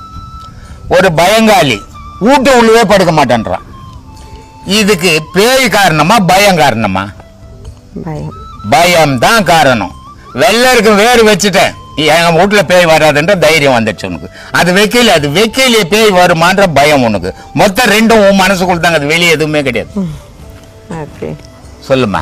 இப்ப அப்படிதான் அப்போ முருங்கை மரத்துக்கும் நீங்க வந்து சொல்வீங்க. இப்ப அடுத்தது வந்து துளசி மாடம். துளசி மாடம் வந்து கட்டாயம் வீட்டுல இருக்கணும்னு அப்பெல்லாம் அது கண்டிப்பா இருக்கணும்ன்ற மாதிரி எல்லார் வீட்லயும் வைப்பாங்க. இப்ப அது வந்து ரொம்ப இதுவாயிடுச்சு. ஆனா அப்பெல்லாம் வந்து அதுக்குன்னு ஒரு மாடம் அமைப்பாங்க. அது பின்னாடி அதெல்லாம் இடம் தாராளமா இருந்த காலம். இப்ப எல்லாம் துளசி மாடம் வச்சு போட்டு இவனுக்கே படுக்க இடம் துளசி மாடம் எங்க இருந்து கட்டின்னு இருக்குது. துளசி ஏன் வச்சான்னா காலையில எழுந்து அதுக்கு ஒரு மஞ்சள் குங்குமம் வச்சு போட்டு அதுக்கு ஒரு தீபார்த்தனை பண்ணிட்டு 4 துளசி இலையை புட்டு சாப்பிட்டான்னா உடல் ஆரோக்கியமா இருக்கும். அதுக்காக துளசி வீட்டுக்கு வச்சாங்க. இப்பெல்லாம் துளசி வைக்கிற அளவுக்கு இடம் கிடையாது. இவன் படுக்கிறதுக்கு இடம் இல்லை, துளசி மாடம் எங்கிருந்து வைக்கிறது? அதனால அதெல்லாம் சாத்தியம் இல்லாத காலம். இப்ப அடுத்து இந்த கண் இமை துடிக்குது அப்படின்றாங்களா, லெஃப்ட் ஹேண்ட் சைடு துடிச்சா ஒரு பலன்றாங்க, வலது பக்கம் எனக்கு டெய்லி துடிக்குது ரைட் ஹேண்ட் சைடு. என்ன வருமான்ற ஒண்ணும் வரல. வாயு சம்பந்தப்பட்டதுமா, அது காத்து சம்பந்தப்பட்டது, உடலுக்குள்ள காத்து சம்பந்தப்பட்டது, அது அதிர்ஷ்டம் சம்பந்தப்பட்டது இல்ல. எனக்கு டெய்லி துடிக்குது, ஏன்னா கோட்டுமா ஒன்னும் கோட்டக்கணும். அதனால இதுதான் கற்பனைமா. இப்ப எல்லா விஷயமும் நீங்க வந்து ரொம்ப யதார்த்தமா சொல்றீங்க. அப்போ வந்து நீங்க வந்து கடவுளை எப்படி கும்பிடலாம்? நான் தான் கடவுள், எனக்குள்ளதான் இருக்குது கடவுள். அது நம்ம எப்படி வந்து கும்பிடணும் நீங்க? அதாம்மா, எனக்குள்ள இருக்குது கடவுள். அதை எப்படி கும்பிடணும்னு நான் தெரிஞ்சுக்கினேன். என்னை தேடி வரவங்களுக்கு எப்படி கும்பிடணும்னு சொல்லியும் கொடுக்குறேன். ஆனா எல்லாராலையும் அப்படி கும்பிட முடியாது. வழி தெரியாம பயணம் பண்ண முடியாது. அதனால என்ன கூட வெளிநாட்டுல இருந்து நிறைய பேர் கேட்குறாங்க, சாமி எங்களால வர முடியல, ஃபோனில் உபதேசம் சொன்னீங்கன்னா செய்கிறோம், இல்லை லெட்டரில் கொடுத்தீங்கன்னா செய்கிறோம். அப்படியெல்லாம் கொடுக்க முடியாது. இது ஏன்னா இது உயிர் விஷயம். நேராக வந்தால் நான் எப்படி செய்யணும், நான் செய்து காட்டி தான் உன்னை செய்ய வைப்பேன். வாயில் சொல்கிற விஷயம் இல்லை. அதனால் அப்படியெல்லாம் வர முடியாது, சொல்ல முடியாது, பண்ணிடுவேன். அதனால் இது வந்து கரெக்டாக வந்து குருக்கிட்ட வந்து உபதேசம் வாங்கி செய்தால் மட்டும்தான் செய்ய முடியுமே தவிர தானாக செய்ய முடியாது. அடைய முடியும் அப்படின்னு உங்கள் கருத்தை வந்து பதிவு பண்ணியிருக்கிறீங்க. உதாரணமாக இப்போ ஒரு குழந்தை இருக்குது என்றால் ஒரு சின்ன சாக்லேட்டுக்கு ஆசைப்படுது. அதை நம்ம வாங்கி கொடுத்தோம்னா அந்த ஆசையை அடைஞ்சிட்டதுனால அது மகிழ்ச்சி அடையுது. ஒரு சிறுவன் இருக்கிறான், ஒரு சைக்கிள் கேட்கிறான், அவனோட ஆசை இருக்குது. ஒரு புல்ல தண்ணி அடிக்கிறதா ஒரு புல் பாட்டில் வாங்கி கொடுத்தீங்கன்னா இப்படியாக ஏதாவது ஆசைப்பட்டால் அவன் ஆசைப்படுறதெல்லாம் நீ கல்யாண பருவம் வந்துச்சுன்னா அப்பா கல்யாணம் பண்ணி வச்சாருன்னா நல்ல அப்பான்றான், கல்யாணம் பண்ண திருட்டு அப்பான்றான். அதனால மற்றவங்களுடைய ஆசையை நிறைவேற்றும் போது நீ நல்லவன் ஆவற. இந்த நல்லவனை நான் சொல்லலை, எனக்கும் ஆசை உண்டு, நான் ஆசை இல்லாத வாழலை. இப்போது எங்கள் பொண்ணு வயிற்றுல பேத்தி, எங்கள் பேத்திக்கு ஒரு பொண்ணு எத்தனையாச்சு 4 வருஷம் வந்துச்சு. ஆனால் இப்போ 25ஆம் தேதி இங்கே பிறந்த நாள் கொண்டாடினாங்க. ஆனால் நான் இங்கே தான் உட்காந்துக்கின்னுக்கிறேன். என்னை கூப்பிட்டாங்க, நீ தான் வந்து ஆசீர்வாதம், இந்த வேலையெல்லாம் வச்சு நீ என்கிட்ட வரக்கூடாது. ஆனால் மற்றவங்க என்ன பண்ணுவாங்க, ஊரில் யாருக்குமே கூட எனக்கு தாங்க கொள்ளு பேத்தி இருக்குது ஆசை. ஆனால் என்னுடைய ஆசை அது இல்லை. ஆசை இருக்குது எனக்கு. இந்த பொண்டாட்டி மேலே ஆசை, புள்ள மேலே ஆசை, பேர மேலே ஆசை, பேத்தி மேலே ஆசை இல்லை. எனக்கு இருக்கிற ஆசை ஆண்டவன் மேலே ஆசை இருக்கணும். நான் ஏற்கனவே சொல்லிக்கிறேன், கௌதம் புத்தர் சொல்றாரு, ஆசையை அறவே ஒழித்து விடு, ஆசையே துன்பத்துக்கு காரணம் என்னாரு. நான் அதுலேருந்து கொஞ்சம் மாறுபட்டவன். ஆசையை அறவே ஒழிச்சது ஒன்று போனம் தான். பணத்தை தவிர எறும்பு கூட ஆசை இருக்குது, இறை தேடுது. காவாயில் இருக்கிற கொசு கூட பசி எடுத்துக்குதுன்னா உன்னை வந்து கட்சி உன் ரத்தத்தை குடிச்சிட்டு போகுது. ஆசை இல்லாத உயிர் இல்லை. உயிர் தான் ஆசை, ஆசை தான் உயிர். அப்போ ஆசை இருக்குது. அந்த ஆசை எப்படிப்பட்ட ஆசைன்றதான் பிரச்சனை. அவர் தண்ணி கேட்டாருங்க வாங்கி கொடுத்துங்க, அவர் சைக்கிள் கேட்டாருங்க வாங்கி கொடுத்துங்க, அவர் சாக்லேட் கேட்டாருங்க கேட்டால் அது அஞ்ஞானியினுடைய வேலை. ஏன்னா வீட்டில் இருக்கிறவங்களுக்கு வாங்கி கொடுக்கணும். மெஞ்ஞானியினுடைய வேலை அவன் எது கேட்கறான் அவன் கண்டுக்கவே கூட. கடவுள் என்ன கேட்குறான்னு பார்த்துக்கணும், அவன் தான் மெஞ்ஞானி. இதை தான் திருமூலர் ரொம்ப அழகாக சொன்னார். அருமீன் ஆசை அருமீன். உனக்கு இந்த உலகத்தில் இருக்கிற ஆசையெல்லாம் அறுத்துடுப்பா இல்லையா. ஈசனுடன் இருப்பினும் ஆசை அருமீன். அடடே இங்கே மட்டும் அறுத்தா போதாதுப்பா, கடவுள் கொடுக்கும்போது கூட ஆசை அறுத்துடு. ஆனால் ஆசை இல்லாதவனை பற்றிக்கோணும். ஆசை இல்லாதவனை ஆசை இல்லாத புடிச்சுக்கிடாணும். அருமீன் ஆசை அருமீன், ஈசனுடன் இருப்பினும் ஆசை அருமீன். ஆசை படபட ஆய்ந்து வரும் துன்பங்கள் ஆசை விட விட ஆனந்தமாமேனம்.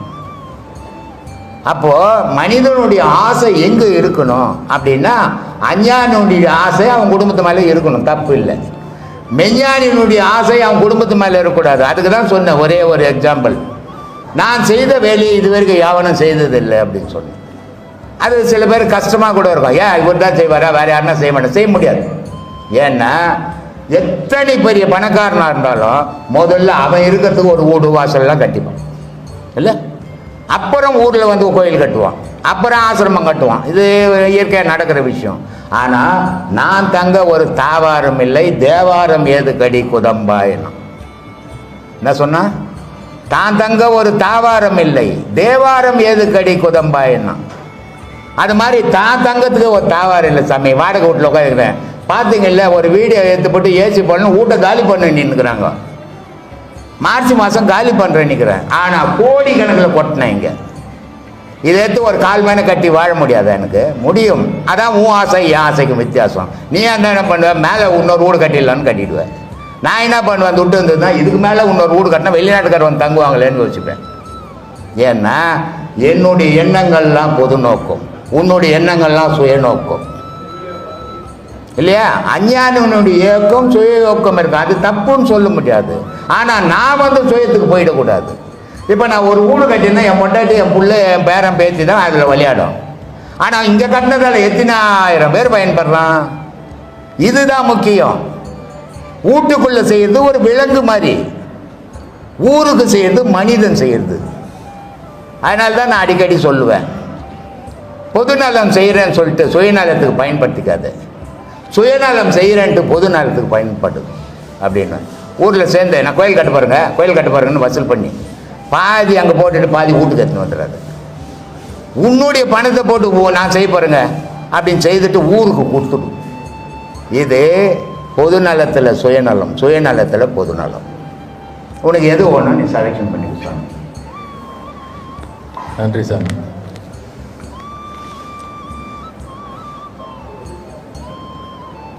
சினம் சேர்ந்தாரை கொள்ளும் விஷம். ஆனால் யோகத்தில் சிறந்த முனிவர்களே கோபத்தினால் சாபம் விட்டுருக்காங்க நிறைய. ஆமாம் சார், அவங்களுக்கு ஏன் அந்த மாதிரியான கோபங்கள்லாம் வருது? அவங்கெல்லாம் கோபத்தை அவங்களே வேணா முனிவருங்க கிட்ட போவேண்ணா. நம்ம சாதாரண நம்ம ஆளுங்க கிட்ட சொல்கிறேன். இத்தனை நாள் இவங்கெல்லாம் குடும்பத்தில் இருந்தாங்க, இப்போ வந்து உபதேசம் வாங்கியிருக்கிறாங்க. இத்தனை நாள் இவங்க பையன் போய் டிவியை நல்லா சவுண்டாக வச்சு கேட்பான், சவடை மாதிரி. அப்போவும் இவங்க கம்முன்னுப்பாங்க, பையன் தானே வைக்கிறான் என்ன பண்ணுறது அப்படின்ட்டு. பொண்ணு போய் இவர் வச்சதை ஆஃப் பண்ணிவிடும். சரி என்ன பண்ணுறது, பொண்ணு தானே ஆஃப் பண்ணிச்சுன்னு இருப்பாங்க. ஆனால் இப்போ உபதேசம் வாங்கிட்டு போய் சவுண்டு வைக்கிட்டோம், பையனுக்கு 2 அரை ஊதுப்பார். ஏன், இவர் போகிற பாதை அப்படிப்பட்ட பாதை. அதுக்கு எவை இடைஞ்சலாக வந்தாலும் கோவப்படுவான். ஆனால் முதல்ல அவனை மாதிரியே இருந்துட்டான் இல்லையா. நம்ம இவர் ரொம்ப நல்லா சொல்லுவார், கிருபானந்த வாரியார். ஒரு பாலம், ஒரு பாலத்து மேலே ஒரு பக்கம் யானை போகுது, குளிச்சுட்டு கிழிச்சிட்டு நல்லா பூஜை பண்ணிட்டு போகுது. அந்த பக்கம் ஒரு பன்னி வருது, பீல பிறண்டுட்டு ஊரில் இருக்கிறதெல்லாம் உடம்பெல்லாம் பூசிக்கின்னு வருது. எப்படி வருது தெரியுமா, என்ன மாதிரி கருவும் பிடிச்சி வருது. அது இந்த பன்னி திவுளுண்டு இவ்வளோ பெரிய யானை. இந்த பன்னியை பார்த்துட்டு அப்படியே புண்ணி குறுகி ஓரம் போய் நிற்கிது. என்னையா இவ்வளோண்டு பன்னியை பார்த்து இவ்வளோ பெரிய யானை பயந்து ஓடி ஒடுங்கி நிற்குது. ஏன் நிற்குது அப்படின்னா, இது சுத்த பொருள், அது அசுத்த பொருள். அது சும்மா வீசிச்சுன்னா இது குளிச்சதெல்லாம் போச்சு. அதனால அதை பார்த்து பயந்து ஒடுங்கி நிற்குது. இன்னைக்கு மனுஷன் அப்படி தான் இருக்கிறான். அதனால அவனை பார்த்து பயந்து ஒடுங்கி நிற்க வேண்டாது நம்ம, தெரியுமா. அது மாதிரி சுத்த பொருள் அசுத்த பொருள் அப்படின்னு பரிசுத்த பொருள் 3 விதமான பொருள்கள் இருக்குது. இப்போ காவாயில் விழுது தண்ணி, மழை பெய்யுது இல்லை, தண்ணி காவாயில் ஊது. என்ன தண்ணி அது, தண்ணி தானே, என்னன்னு சொல்கிறோம், ஏய் அசுத்த தண்ணிடா, காவா தண்ணிடா தோன்றோம். அதே தண்ணி ஒரு குளத்துல ஊது, என்ன சொல்கிறோம், சுத்த தண்ணி பண்ணுறோம். அதே தண்ணி மெடிக்கலுக்கு பிடிக்கிறான் நேராக கொட்டும் போது அதை என்ன சொல்கிறோம், டிஸ்டில் வாட்டர் அப்படின்றோம். 3 மழை தான். ஆனால் விழுந்த இடத்துக்கு ஏற்ற மாதிரி பேர் அதுக்கு. நீ வாழறதுக்கு ஏற்ற மாதிரி உனக்கு பேர். போ. இதுக்கு மேலே நான் என்னம்மா சொல்றது? சார் அநியாயமாகுது உன் கேள்வி. கேளு கேளு கேளு. இறங்கிட்ட ஒரு முடிவோடு வந்துட்ட போடு. இப்போ இங்கே உபதேசம் வாங்கினவங்களாம் எப்படி பட்டுக்கிறாங்கன்னா அசுத்தத்திலேருந்து சுத்தத்துக்கு வந்துக்கிறாங்க. இப்போ சுத்தத்திலேருந்து பரிசுத்தத்துக்கு போகணும். அதுக்கு கொஞ்சம் நாள் ஆகும். அது வரைக்கும் மாதம் மாதம் வரணும். வந்தால் தான் அந்த பரிசுத்தம் தெரியும், இல்லைன்னா தெரியாது. அப்படியே போயிட வேண்டியது தான். நான் மகா ஞானி நிற்கணும். சொல்லு சாமி. இதற்கு முன்னால் வந்து ஒரு பெண்மணி உங்கள்கிட்ட வந்து ஒரு கேள்வி கேட்டாங்க. சொல்லுவேன். சனாதன தர்மத்தில் வந்து ஏதோ ஒன்று சொல்லியிருக்கிறாங்க, பெண்களை இழிவுபடுத்தியிருக்கு அப்படிங்கிற மாதிரி சொன்னாங்க. நீங்கள் ஒரு நீண்ட விளக்கமாக ஏதோ அந்த பொண்ணு போயிடுச்சா? இருப்பாங்க, பின்னாடி இருப்பாங்க நினைக்கிறேன். ஆனால் நான் என்ன சொல்ற வர அப்படின்னா, சரி, ஆவதும் பெண்ணாலே அழிவதும் பெண்ணாலே அப்படின்னு சொல்லியிருக்கிறோம். சரி, ஆவதும் பெண்ணாலே அழுவதும் பெண்ணாலே. சரி, ஒரு ஆணின் வெற்றிக்கு பின்னால வந்து ஒரு பெண் தான் இருக்கிறாங்க அப்படின்னு சொல்லி இதெல்லாம் வந்து ஆண்கள் பெருமையா பேசுறோம். அதனால ஐயா வந்து ஆண்களோட பெருமை என்னன்னு சொல்லுங்க. கம்பங்கிட்ட போயிட்டு ஒரு மனுஷன் கேட்குறான், ஏன் சாமி பெரிய பெரிய ராஜாக்கள், பெரிய பெரிய வீரர்கள் அத்தனை பேரும் ஒரு பெண்ணுடைய காலடியில் ஊழ்ந்துக்கிறானே, இந்த பெண்ணுக்காக கொலை பண்ணிக்கிறானே, பெண்ணுக்காக அத்த நாட்டை அபகரிக்கிறானே, இது ஏன் சாமி பெண்ணுக்கோசமே செய்கிறான்? அப்போ பெண்ணுக்கிட்ட என்ன சக்தி இருக்குது அப்படின்னு கம்பங்கிட்ட கேட்குறாங்க. கம்பம் சொல்கிறாரு, அட பைத்தியக்காரா, இது ஒன்றும் இல்லைடா, நடை உடை பாவனைடானார். அவ நடக்கிற நடத்தை, அவ கட்டிங்கிற ஆடை, அவ செய்கிற சேஷ்டை, இது மூணும் சேர்ந்து உலகமே அவகிட்ட அடிமையாகுதுறானா. சரி, இது மீண்டு வருமானா? மேலாகுதா? மீண்டுதுன்னா உலகம் அழிஞ்சிருந்தானா? பாரதியார் பெண்களை பற்றி பேசினார் இல்லை? எல்லா மகான்களும் பெண்களை பற்றி பேசினான். எந்த பெண்களாவது ஆண்களை பற்றி பேசி கொடுத்து உண்டா? இல்லை. ஏன் பேசுறதில்லை அப்படின்னா, பெண்ணென்ற ஒரு இனம் இல்லைன்னா ஆணுன்ற ஒரு இனம் இல்லை. பெண்ணென்ற ஒரு சக்தி இல்லைன்னா காந்தம் என்ற ஒரு சக்தியே இல்லை. அப்போ பெண்ணென்ற பேரே ஒரு புனித பேர் சாமி. இப்போ நேற்று கூட நான் சொன்னேன், பூமி இருக்குது, சந்திரன் இருக்குது, சூரியன் இருக்குது. இந்த மூணும் இயங்கணும்னா வெள்ளி ஓடும். வெள்ளி இல்லைன்னா பூமியை நிற்காது, சூரியனை நிற்காது, சந்திரனை நிற்காது, சுக்குநூறை செதறி போயிட்டோம். அப்போது இத்தனையும் கட்டுக்குள்ளே வச்சுக்கின்னு அத்தனையும் ஏகிக்கினுக்குது வெள்ளி. வெள்ளின்னா என்ன? பெண்ணுன்னு அர்த்தம். ஒரு குடும்பத்தை குடிகாரன் இருப்பான், ஜூதாடி இருப்பான், புறம்போக்கு இருப்பான், எல்லாத்தையும் கட்டி காக்கிறது யாரு? ஒரு பெண். அந்த பெண்ணுன்ற ஒருத்தர் அந்த குடும்பத்தில் இல்லைன்னா குடும்பன்றது ஒன்று இருக்காது. அப்போது பெண் உயர்ந்தவ இல்லையா? இந்த பூமியில் சிவம்ன்றது ஆகாயத்தை சம்பந்தப்பட்டது, சக்தின்றது பூமியை சம்பந்தப்பட்டது. இந்த சக்தின்ற ஒரு தெய்வம் பூமியில் இல்லைன்னா, பெண் தெய்வம் இல்லைன்னா நீ நானும் பிறக்கவே மாட்டோம் சாமி. காலகட்டத்தில் நமக்கு ரொம்ப ரொம்ப அவசியமா தேவைப்படுறது நிம்மதி. இதை தேடிதான் மனுஷங்க ஒவ்வொரு கோவிலுக்கா போய் சுத்தி அலையிறாங்க. இது கிடைக்கிறதுக்கு நம்ம என்ன பண்ணணும்? நிம்மதின்றது இன்னைக்கு மனுஷனுக்கு கிடைக்கிறதே கிடையாதும்மா. ஆனால் ஒப்புக்கு தேடி நிற்கிறான், நிஜத்துக்கு தேடுறதில்லை. எனக்கு நிம்மதி இல்லைங்க, நிம்மதி இல்லைங்க, நிம்மதி இல்லைங்கன்னு மனுஷன் சுற்றி சுற்றி சுற்றி கோயில் குளங்கள்லாம் சுற்றுறான், எங்கெங்கேயோ சுற்றி பார்க்குறான். ஆனால் நிம்மதி வந்து கோயிலில் விற்கல இல்லையா? அதனால் அங்கே போனால் நிம்மதி கிடைக்காது. நிம்மதின்றது உன் மனசுக்குள்ளவே இருக்குது. அந்த நிம்மதியை நீ தேடினா நீ நிம்மதியாக இருக்கலாம். நிம்மதின்றது என்னன்னா, பற்று இல்லாமல் இருந்தீங்கன்னா நீ நிம்மதியாக இருக்கலாம். எல்லாத்து மேலேயும் பற்றை வச்சிங்கன்னா நிம்மதியை இழந்துடுவேன். இப்போ ஒரு பதவியிலேயே நான் இருந்து பழக்கப்பட்டுட்டேன். இப்போ எனக்கு பதவி போச்சு. பதவி எப்போ போச்சோ அப்போவே என் நிம்மதி போச்சு. அப்போ எனக்கு என்ன வேணும்? நிம்மதி ஒன்றா பதவி வேணும். என்கிட்ட பணம் இருந்தது, பணம் இருக்கிற வரைக்கும் நான் நிம்மதியாக இருந்தேன். என்கிட்ட இருந்து பணம் போயிடுச்சு, நான் நிம்மதியை இழந்துட்டேன். அப்போது நிம்மதின்றதை வெளியே தேடுற வரைக்கும் அவனுக்கு கிடைக்காது. அவன் மனசுக்குள்ளே தேடணும் நிம்மதி. நிம்மதி எது இருக்குது போதும் அப்படி நினச்சிட்டான்னா நிம்மதி. ஆனால் உலகம் ஃபுல்லாக தேடுறவனுக்கு நிம்மதி எப்பவுமே கிடைக்காதுமா. சுவாமி, ஒரு சிலர் வீட்டுங்களில் நிறைய அசம்பாவிதங்கள் நடக்கும், அதனால அவங்களுக்கு மனக்கவலையாகவே இருக்கும். ஒரு ஜோசியர் வந்து சொல்றாரு, இந்த வாஸ்துக்கு இந்த விநாயகர் வச்சா நல்லது அப்படி இப்படின்னு. அது வச்சாதான் சரியாகுமா, இல்ல அது நம்மளோட மனப்பிரமையா? எனக்கு எங்கேயும் வச்சு சரியா இருந்தா தெரியலம்மா. அதுக்கு தான் சொல்றது, உன் விதி என்னாவோ. இப்போ எந்த விநாயகரும் வைக்காத குழப்பம் இல்லாத எத்தனை பேர் வாழறான் சொல்லு. அப்போ விநாயகர் அவங்க வீட்டில் போய் குழப்பம் இல்லாத இருன்னு சொல்லிட்டு வந்தாரா? இவங்க வீட்டில் ஒரு கல் எடுத்து போய் வச்சுட்டீங்கன்னா அது குழப்பம் தீர்த்துருமா? குழப்பம்ன்றது உனக்குள்ளது. இந்த குழப்பம் ஏன் ஏற்படுது, எதுக்காக ஏற்படுது, அது காரணத்தை அறிஞ்சிட்டீங்கன்னா நிம்மதியாக இருக்கலாம், சந்தோஷமாக இருக்கலாம். பிள்ளையார் வந்து மதியம் பண்ணி வைக்க மாட்டார். இது வந்து வாஸ்துன்ற பேரில் அவன் பொழுப்பு தொழில் பண்ணுறான். இதுக்கு அடிமை நீ ஆயிட்ட. அதனால கொடுத்துட்டு வச்சுக்கோ 2 பிள்ளையார. அப்போ அது நிம்மதியாக இருந்தீங்கன்னா சந்தோஷம் தானே. பிள்ளையார் வந்தார் சந்தோஷமாகறான்னா அந்த சந்தோஷம் நல்லா இருக்கும். ஏதாலும் உன் விதி என்னாவோ அதுபடி தான் உன் வாழ்க்கை, அதை யாரும் தடுக்க முடியாது. இப்போ தானே சொன்னேன் என் பிள்ளைங்க இந்த மாதிரி என்ன வச்சுட்டு இருக்கிறாங்கன்ட்டு. இதுக்கு காரணம் என்ன, உன் விதி. இதே டாக்டருங்க எத்தனையோ பேர் தாய் தப்புனை விட்டுட்டு உட்காந்துக்கிறாங்க, அது அவங்க விதி. விதியை யாராலையும் மாற்றவே முடியாது, இறைவனை தவிர. சிவாய்க்கரு நமக்கெல்லாம் கடவுளை எப்படி தேடணும், தேடி எப்படி தெரிஞ்சுக்கணும் அப்படின்றதுக்காக நமக்குள்ள சொல்றாரு. கடவுளை எங்க தேடுறது? என்னிலே இருந்த ஒன்றை யான் அறிந்தது இல்லையே, என்னிலே இருந்த ஒன்றை யான் அறிந்து கொண்ட பின், என்னிலே இருந்த ஒன்றை யாவர் காண வல்லாரோ, என்னிலே இருந்து யான் உணர்ந்து கொண்டேனே.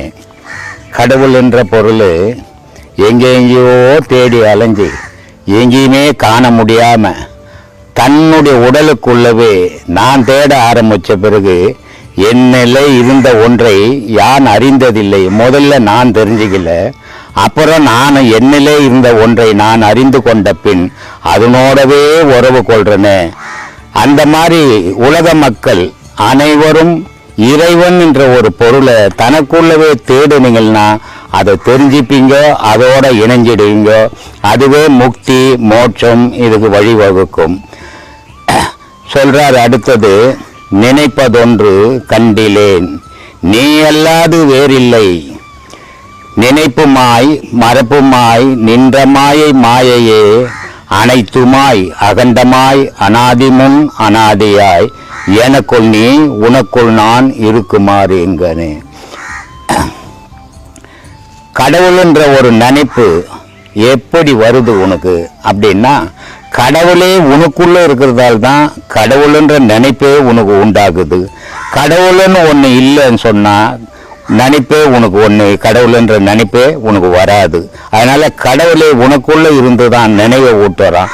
அதை மறக்கிறதும் இல்லை நினைக்கிறதும் இல்லை. அது எங்க மறந்து எங்க நினைக்கிறது, ரெண்டுமே அதுவாகவே இருக்குது.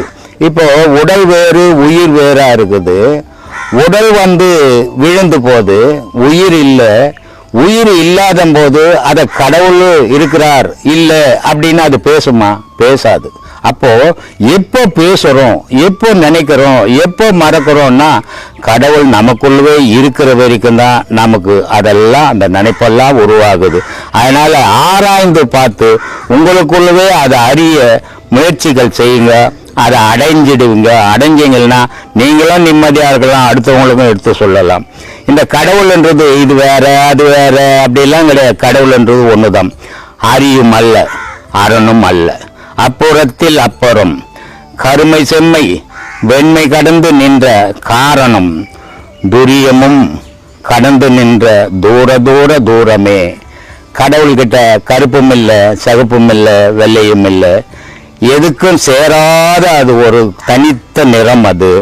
அதுக்கு பேர் அரியும் கிடையாது அரணும் கிடையாது, ஆனால் அது இல்லாத இடமும் கிடையாது. அதனால அதை நம்ம தேடி அடையணும். இந்த மனித பிறவியாகப்பட்டது அதுக்காக தான் பிறந்தோம். இல்லைன்னா மற்ற ஜீவராசி மாதிரி நம்மளும் ஒரு ஜீவனாவே வாழக்கூடாது.